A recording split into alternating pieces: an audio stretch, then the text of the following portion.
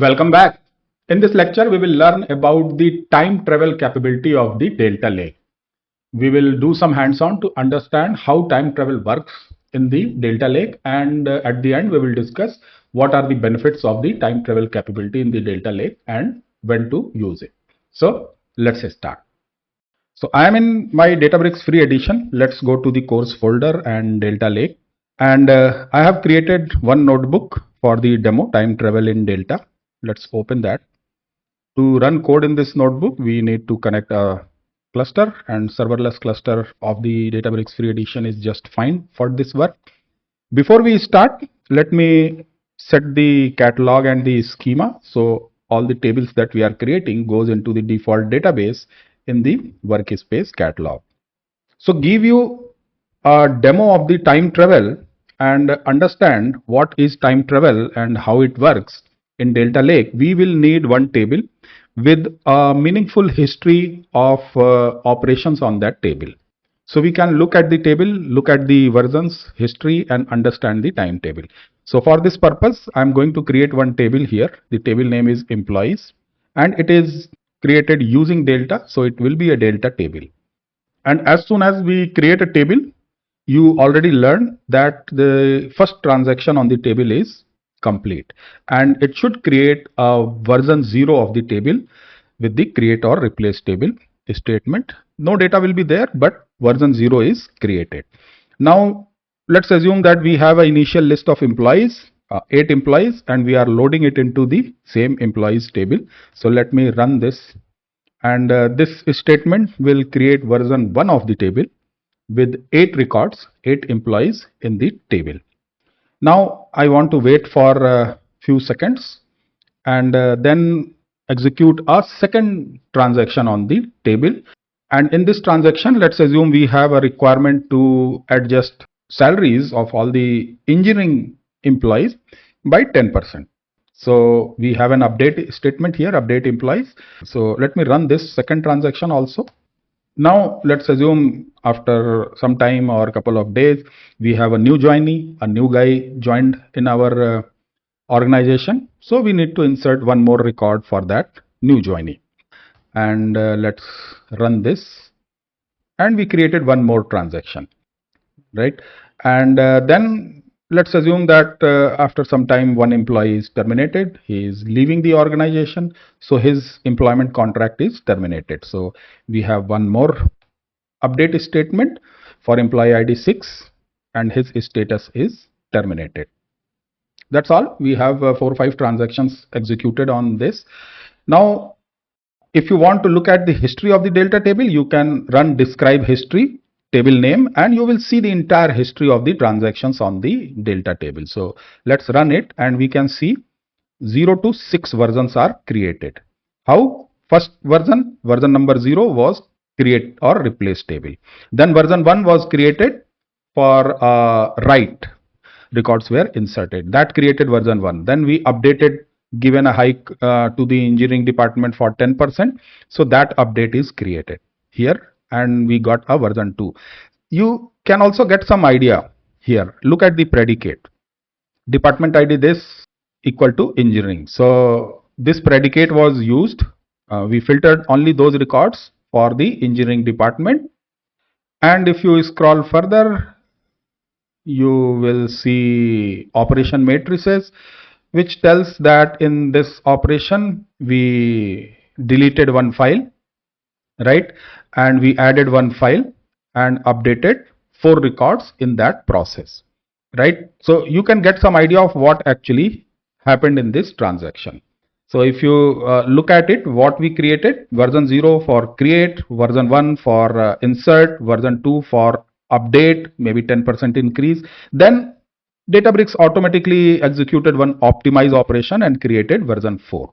Optimize is a maintenance operation on the Delta table. We will learn about it later. But think of it that optimize command was automatically executed by Databricks on this Delta table to optimize the file structure of the Delta table. So optimize is also recorded here, and a new version is created. So point is that whenever you create a Delta table and whatever operations happen on that Delta table, whether it is operations performed by you as part of your transactions, or there are any maintenance operations that are changing the structure or organization of the delta table, everything is recorded as a new transaction or as a new version. Then we again inserted one new employee and version 4 was created. Then we inserted, in fact, terminated one employee and version 5 was created, and then again Databricks automatically executed the optimize. Think of it, this is a timeline of the file, the entire history of the file, and that history is recorded with two types of values. One is version number, version 0, 1, 2, 3, 4, 5, 6, right? And also it is recorded with the time stamp. On 28/5/2026, 13/24/27 this table was created, 25/11 this table was inserted, 26/16 this update statement. So there is a clear timeline of everything, right? And this timeline and this version, both of these or any one of these allows us to do the time travel. What do we mean by time travel? Go back in the history and look at the table as it was at a particular point of time. What does it mean? Let's look at it. Let's quickly look at the record in the table. I am simply saying, let me add %SQL, select star from employees, right? If I simply query the table, how many records should I see? I should see 9 records. 8 employees inserted initially and 1 employee inserted later, and 1 employee status is terminated. That is the status of the table as of now, right? And simply you query, you get the latest status, or you read it from the Spark data frame, you get the latest status of the table, latest data of the table. But let's assume that I have a requirement to see what was the data before raise of the salary with 10% hike. You can query that also because you have a history or the entire timeline of the data. So how can we query? We can query it using two approaches. The first approach is to query it using the version number. If you know the version number, you can query the old state of the table. I know version 1 was the initial insert and version 2 is created after giving the 10% hike to the engineering employees. So I can query version 1 and I will see the initial state of the table, right, before the hike. So we have an example here. Before the raise of the engineering department salary, what was the data? If I need to query, I can simply query it, select maybe star or the column name from employee, and the approach is version as of, and you tell the version number. So version as of 1 will give me 8 employees, right? 8 employees, the initial employees that we had before the raise, before a new employee joined. So I can go back in the time and look at the data, how it looked at that version, right? Similarly, version after the raise. After the raise means if I try to find out the version, I can go, this was the raise, right? Update created version 2. And if I query as of version 2, I will get the data after the raise. Look, still 8 employees, but these salaries are raised by 10%. How to query the current state without specifying any version as of? You will get the current state. Look at one guy here, Ellis. This is the current salary, and this was the salary after the raise here. And what was the salary before the raise? Before the raise, Ellis' salary was this, right? So you can go back in time and do the time travel of the data. There is another approach for doing this time travel.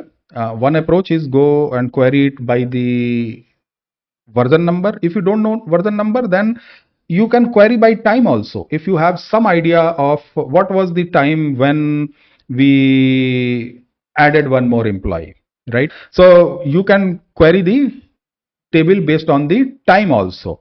Let's look at the requirement here.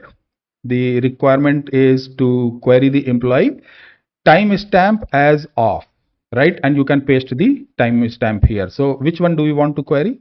Let's say I want to query the this time stamp, right? This is the time stamp when we got the 10% raise in the engineering department, right? So let me paste the time stamp here, right? And at this time, we should get the result after the raise, right? Look at the salary. And it is not necessary to use the exact time. Let's say if 1 second earlier, what was the state? Raise was not given, right? So let's run it 1 second earlier and you will get the old salary. So timestamp is much more powerful. For version, you have to go look at the history and figure out the version, but based on the timestamp, you can get some idea of the date and time and go back in time and query the table, right? It is not necessary to use the exact time of the version. I'm using 13.26.15 and the version was created at 26.16. So even a second earlier than that version, we will get the older snapshot, right? And this is how you can do it in SQL. How to do it in PySpark. In the PySpark also, you can do it simply spark.read format delta, and you have an option called version as of, and you can tell the version number, or we have an option timestamp as of, right? And you can tell the timestamp and query it. Let me run it for sake of completion, and we got the result. Now let's look at a real audit scenario, right? We have a requirement that who earned more than $80,000 before the raise, right? We know that before the raise table was at version 1. So we can simply query raise version as of 1 and put our filters in the department engineering salary is greater than 80,000. Now let's quickly summarize what we learned. Delta transaction log is a timeline. Every commit you just saw in the describe history is a point on that timeline, a version number and a timestamp. Delta table gives you two ways to query the timeline. The first one is version as of. You specify the exact version number and you get the results. The second approach is timestamp as of. You specify the point in time and get the result. Second important thing to understand, Delta does not store a full copy of the table for each version. It stores Parquet data files and the transaction log. When you time travel to the version 1, Delta reads the log, identifies which files were part of the table at that version, and reads only those files. Now finally, what is the benefit or how this time travel is useful? This time travel capability is useful in many scenarios. The first scenario could be auditing, right? Query the table as it was at a specific business moment for auditing reason. Debugging is another scenario, right? Compare current data against a version you know was correct to find where something went wrong. For reporting purposes, produce a point in time snapshot without any snapshot infrastructure. And the fourth scenario could be a rollback scenario. If you can query a good version, you can use it in the rollback scenario. But time travel has one very specific limitation that I want to talk here is time travel is only possible as far back as the old Parquet files exist on the storage, right? There are some maintenance approaches like vacuum, which cleans up the old files, the outdated files, or files that are very, very old. So we will learn about the vacuum in the coming lecture. But for some reason, if you have vacuumed your delta table and kept only 1 month data, you can time travel only 1 month back. You cannot go back beyond the 1 month and do the time travel. That's all for this lecture. See you again. Keep learning and keep growing.